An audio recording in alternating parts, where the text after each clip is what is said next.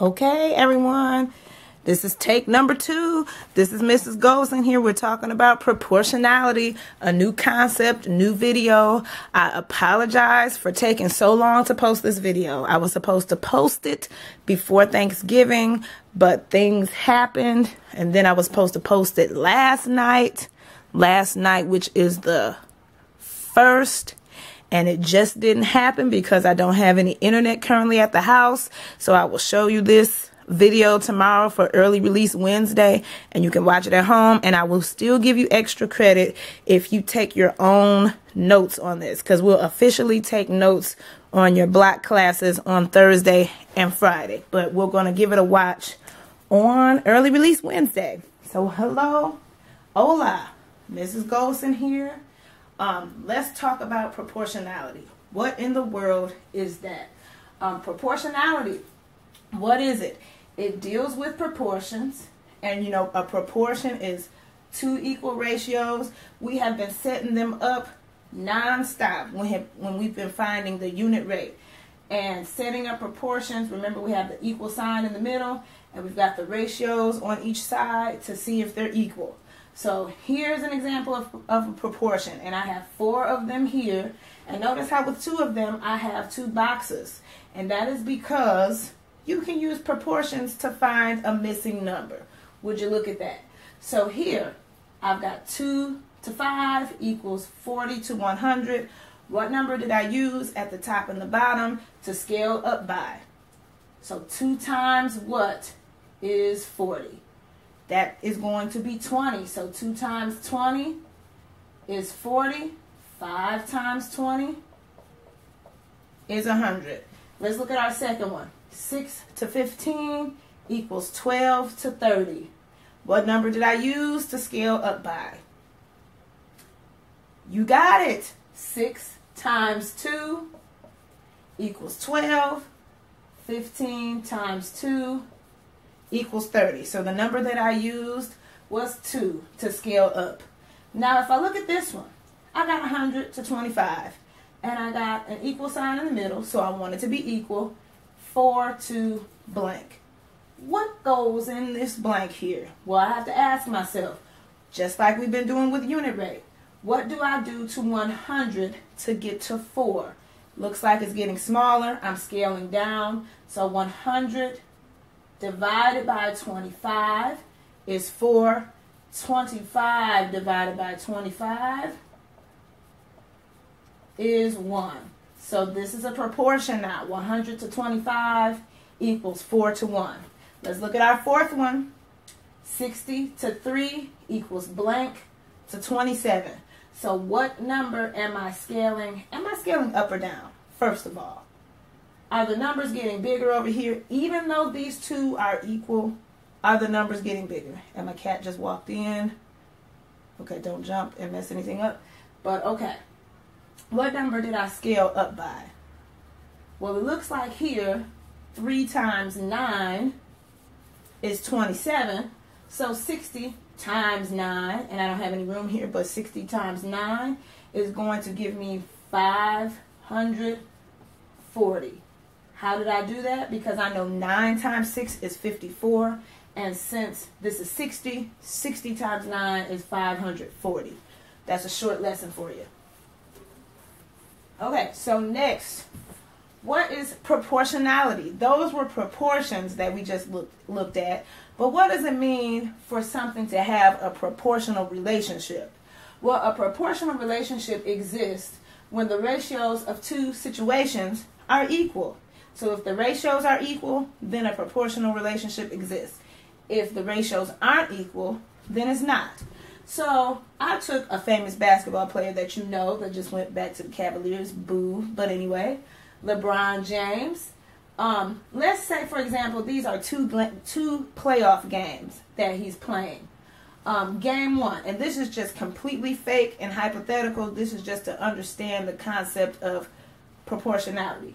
So let's say game 1, we're looking at the ratio of the shots LeBron James took over the shots that he made. So our ratio is going to be shots taken to shots made.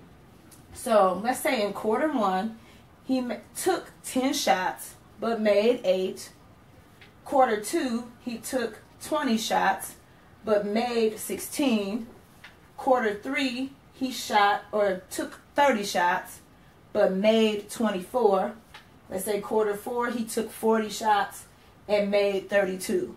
The question is, does a proportional relationship exist between the shots that LeBron took to the shots that he made?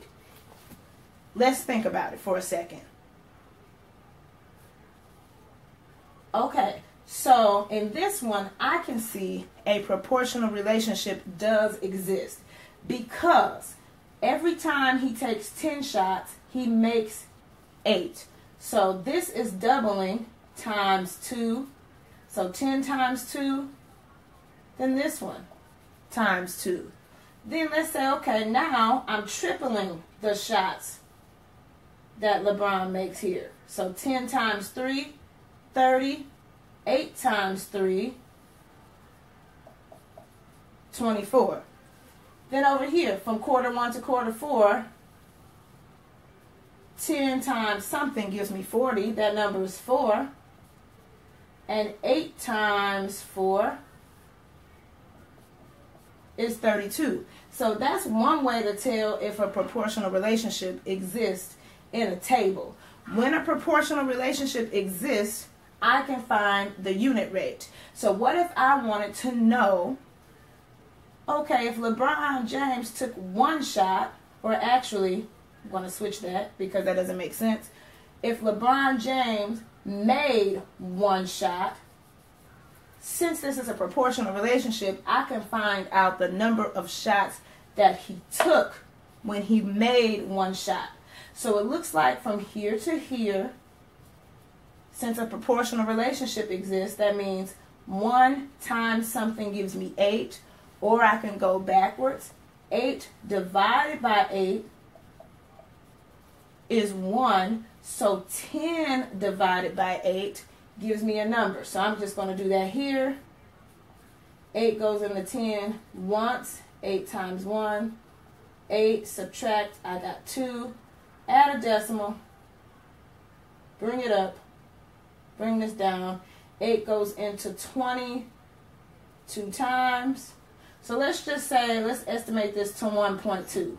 So for every shot that LeBron made, he took approximately 1.2 shots.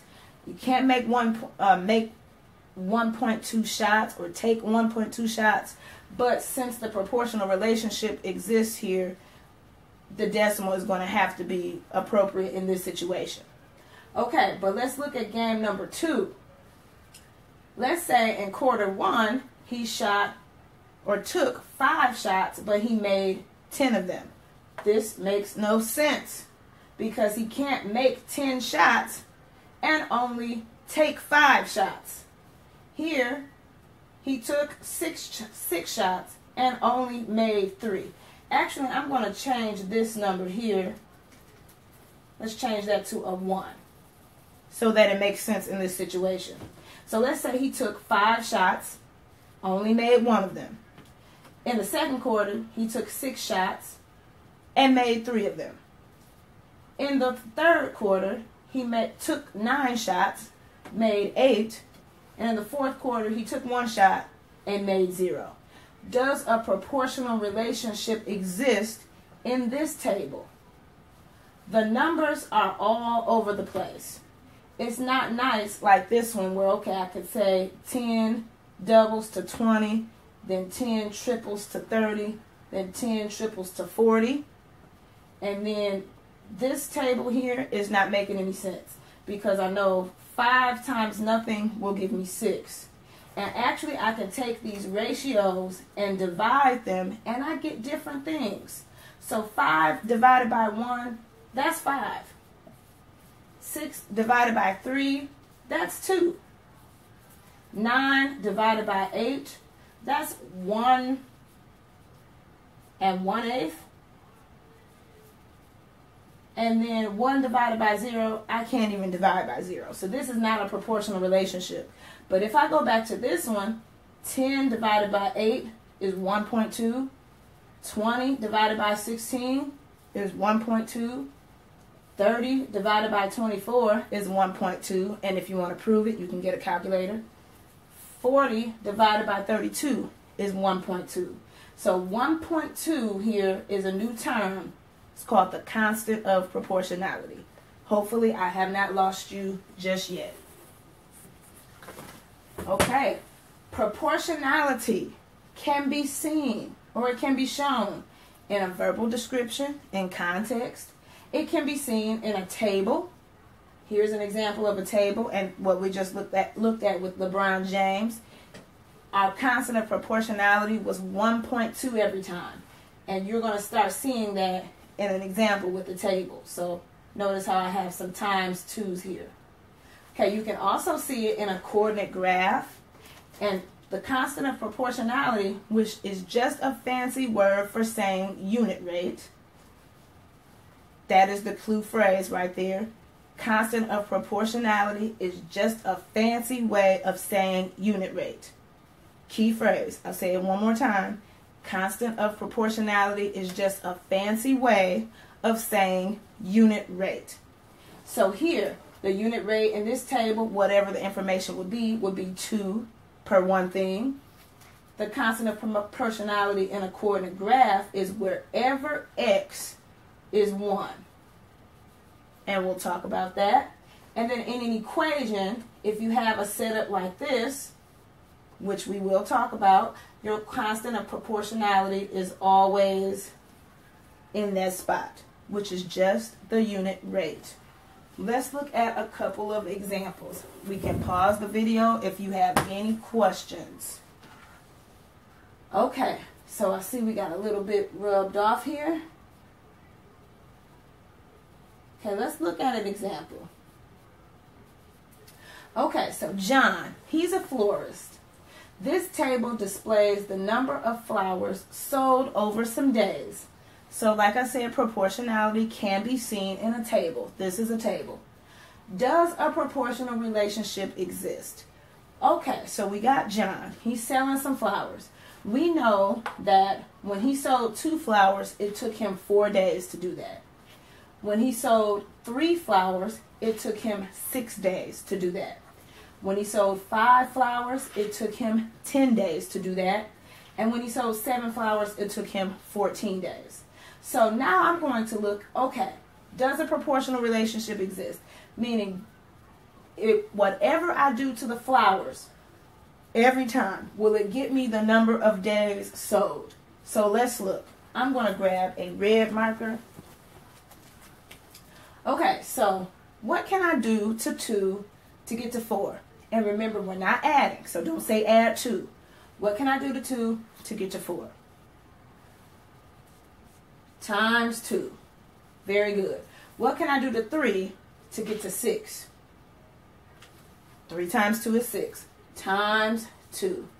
What can I do to 5 to get to 10? Times 2. What can I do to 7 to get to 14? Times 2. This is very important.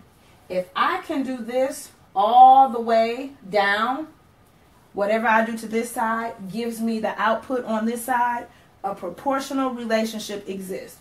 If these numbers were different, a proportional relationship would not exist. So yes, a proportional relationship exists. Now this question says, what is the constant of proportionality? Key phrase, constant of proportionality is just a fancy way of saying unit rate. So I'm going to put a 1 right here because I know unit rate is the amount of something per one thing.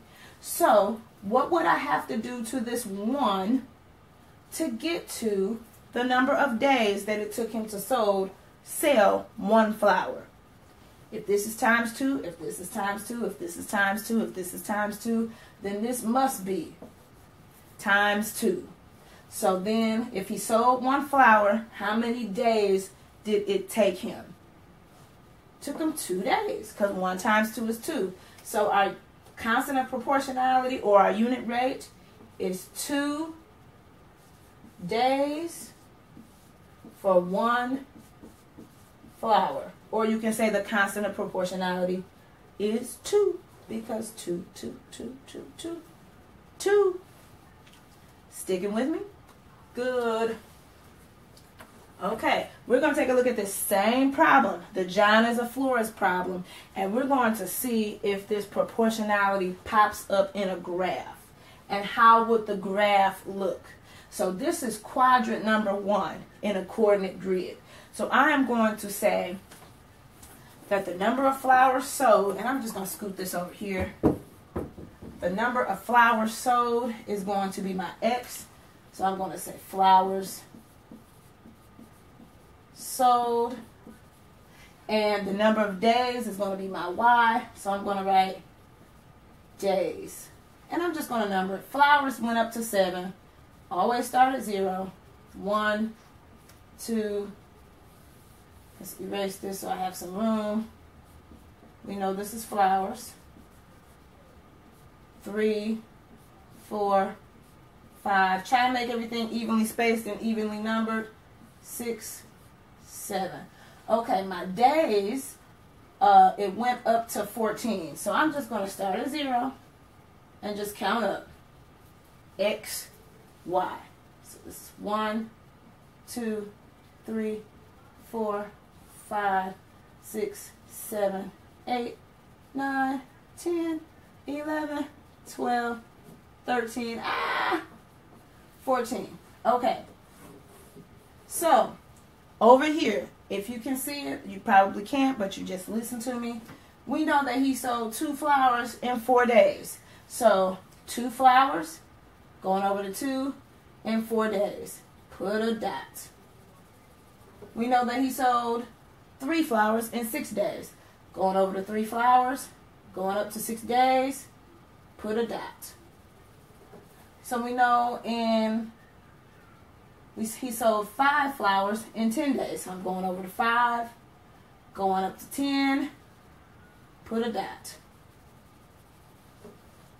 7 flowers sold in 14 days. So going over to 7, up to 14, put a dot. What is the graph going to look like? Looks to me it's going to look like a straight line. So we found the unit rate before. When he sold 1 flower, it took him 2 days. And then, do you think that he sold, let's say that his flowers sold was 0. What would the days be if he sold no flowers? The days would be 0, 2. So we're going to put a point right here. And let's draw a line. As straight as I can.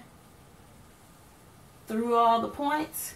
Okay, so if you notice, a proportional relationship when I graph it, it starts at 0, 0. That is the origin or the starting point. This is 0, 0 because if you didn't sell anything, you didn't make anything. If he didn't sell any flowers, he didn't do it for any days. So the proportional graphs, they have to start here. Also, I can find the unit rate. So remember, when X is 1, and this is X, when it is 1, it tells me my unit rate. So my point for my unit rate is right here. It's at 1, 2. That's the constant of proportionality, unit rate. And it's got to be in the form of a straight line. So proportionality in a graph starts at 0, 0.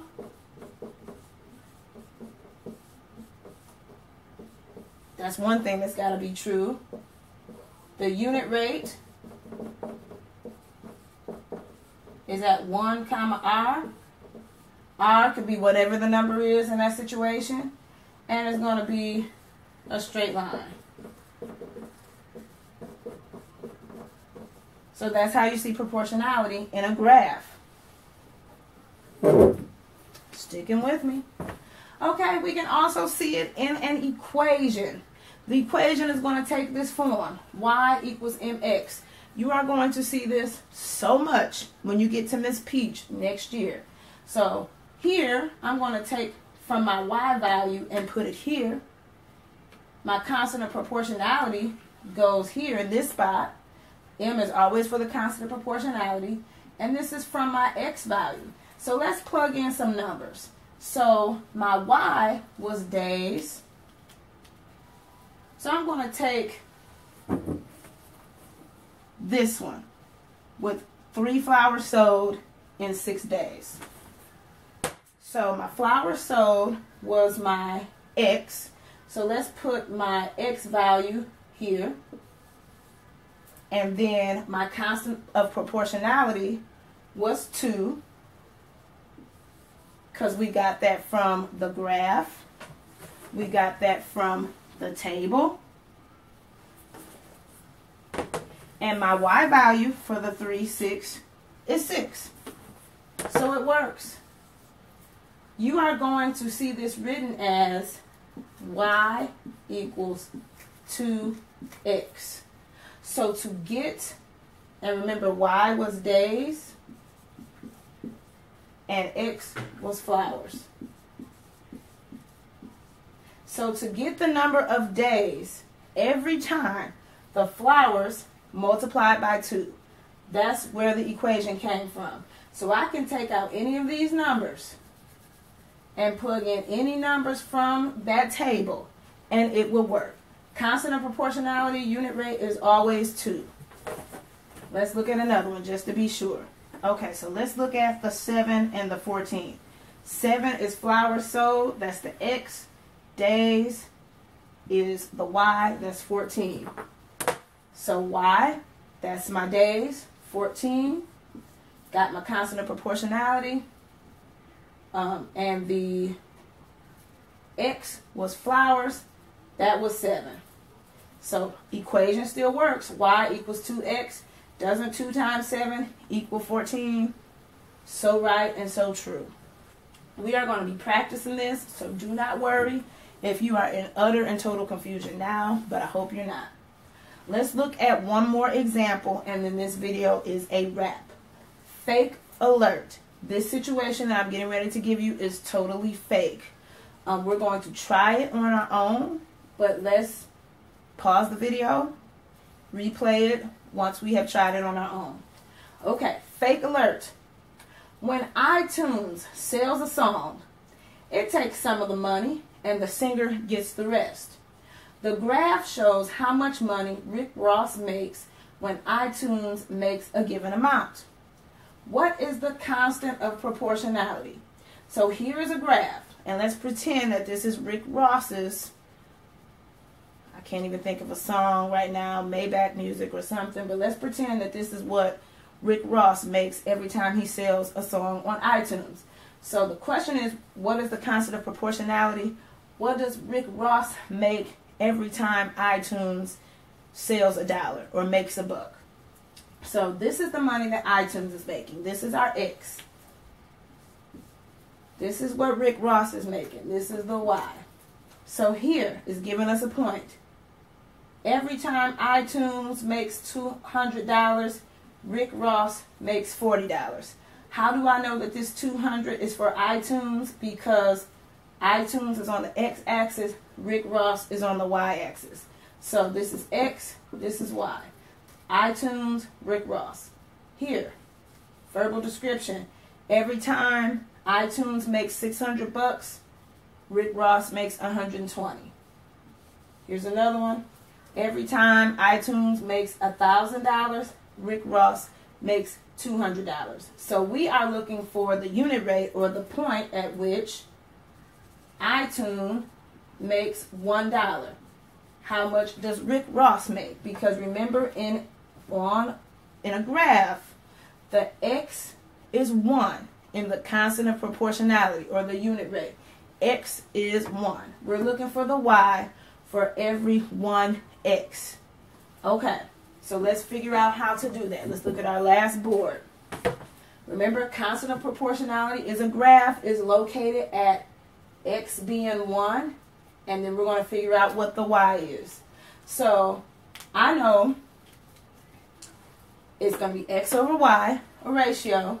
So iTunes over what is the other amount, or what is the other unit being compared to iTunes? Here we're going to put Rick Ross. Okay, so now let's take a point from this graph. So let's look at the 200 and the 40. So iTunes made $200. Rick Ross made $40 from that $200. I'm looking for the unit rate, or the point where X is 1. Here is X. Here is X. I'm looking for where X is 1. So here's a proportion. We know that the graph is proportional because it was a straight line. It started at 0, 0. And I got a unit rate on there. So what can I do to 200 to get to 1? I divide by 200. 40 divided by 200. Let me work that out down here really quick. Add a decimal and a couple zeros. Can 200 go into 4? No. Can it go into 40? No. Can it go into 400? Yes. 2 times. This is 400. 0. Bring down my 0. It looks like Rick Ross is going to make, for every dollar that iTunes makes, Rick Ross makes 20 cents. This is fake, but some artists do make a lot less than what online music stores get, because iTunes is big all over the world. So this is my constant of proportionality right here. That answers the question. That's a verbal description. For every dollar that Rick Ross makes, or that iTunes makes, let me rephrase that, for every dollar that iTunes makes, Rick Ross gets 20 cents per dollar. Okay? Now let's look at this same representation in a table. Okay? So if I know that iTunes, when it makes $1, Rick Ross makes 20 cents, let's see if our proportional relationship exists here. So when iTunes makes $600, the table or the graph said that Rick Ross made 120 bucks. When Rick Ross made 40 bucks, iTunes made $200. And when iTunes made $1,000, Rick Ross made 200. So let's see if that proportional relationship exists. You're going to have calculators when you do this, but let's look at it. Remember, a proportional relationship exists if I can multiply by the same number each time to get to this variable. So I know 1 times 0.20 is 20 cents, 0.20.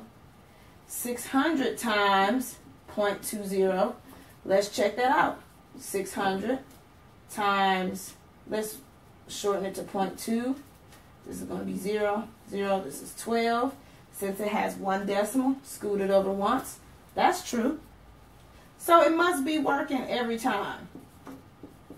And remember, this is our constant of proportionality. 20 cents per $1. So that's how it looks in a table. Now let's look at the equation.